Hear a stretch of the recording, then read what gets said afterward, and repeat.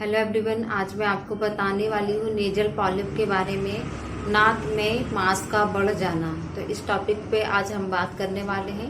बताऊंगी मैं आपको कि नाक में मांस क्यों बढ़ जाता है, क्या रीज़न होता है और कौन सी होम्योपैथी मेडिसिन लेके आपके नाक में मांस बढ़ गया है तो उसको पूरी तरह से ठीक कर सकते हैं बिना ऑपरेशन के।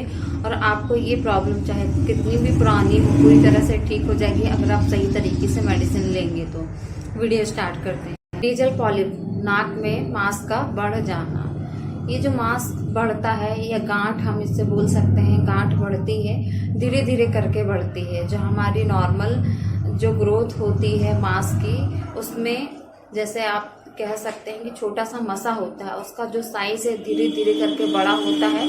उसी प्रकार से ये जो मांस होता है, गांठ होती है, इसका साइज धीरे धीरे करके बड़ा होता जाता है। आपने कंचा देखा है, कंचे के आकार का मांस है, बढ़ता जाता है धीरे धीरे कर। नाक में मांस का साइज बढ़ जाता है, जैसे हम नेजल पॉलिप बोलते हैं। एक्स्ट्रा ग्रोथ हो जाती है मांस की। जो नॉर्मल जो मांस होता है हमारी नाक में वो तो रहता ही, लेकिन उससे एक्स्ट्रा ग्रोथ हो जाती है, जिससे पेशेंट को दिक्कत होने लगती है। इसे हम नेजल पॉलिप बोलते हैं। नाक में मांस क्यों बढ़ जाता है, अब हम उसकी बात करते हैं। जो मेन कारण देखने को मिलता है बैक्टीरियल इन्फेक्शन। बैक्टीरियल इन्फेक्शन हो जाने के कारण बार बार नाक में सूजन होती है, इन्फ्लामेशन होता है, जिससे नाक में दर्द भी होता है, म्यूकस का सेक्रेशन होता है। इससे क्या होता है, धीरे धीरे करके ग्रोथ होती जाती है। तो नेक्स्ट कॉजेज देखा जाता है, बॉडी की इम्यूनिटी पावर बहुत ज़्यादा वीक रहती है, इसके कारण भी नेजल पॉलिप देखा जाता है। तो नेक्स्ट कॉजेज देखा जाता है जेनेटिक। कुछ ऐसे पेशेंट होते हैं जिनको जेनेटिक प्रॉब्लम भी होती है नेजल पॉलिप की। तो ये मैंने आपको कुछ कारण बताई हूँ, और भी बहुत सारे कारण होते हैं नेजल पॉलिप के। नाक में जब मांस बढ़ जाता है तो पेशेंट को बहुत ज़्यादा दिक्कत होती है। क्या दिक्कत होती है, क्या सिम्टम्स नजर आते हैं, उसकी बात करते हैं। जब भी पेशेंट के नाक में मांस बढ़ जाता है तो उसको सांस लेने में बहुत ज़्यादा दिक्कत होती है, ऑल टाइम सांस लेने में दिक्कत होती है। जब सोता है तब बहुत ज़्यादा दिक्कत होती है। तो मांस है दोनों नाक में भी बढ़ सकता है और एक नाक में भी बढ़ सकता है। जैसे पेशेंट सोता है तो वो मुंह से सांस लेता है, उसको बहुत ज़्यादा घबराहट होती है, सांस बिल्कुल नहीं ले पाता है।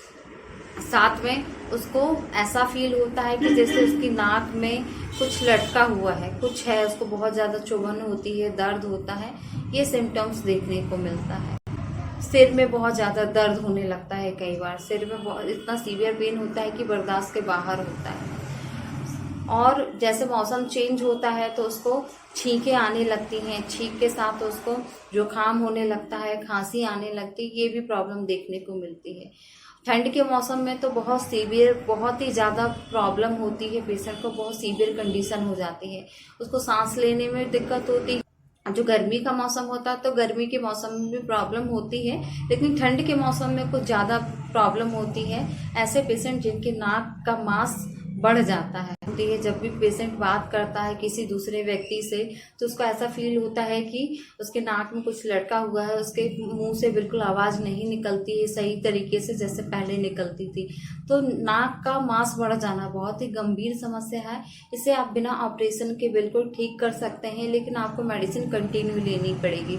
अब हम बात करते हैं होम्योपैथी मेडिसिन के ऊपर कि कौन सी होम्योपैथी मेडिसिन लेके आप अपनी नाक में जो मांस आपका बढ़ गया है उसको पूरी तरह से ठीक कर सकते हैं। तो जो फर्स्ट मेडिसिन आपको लेनी है, थूजा लेनी है 30 पोटेंसी में।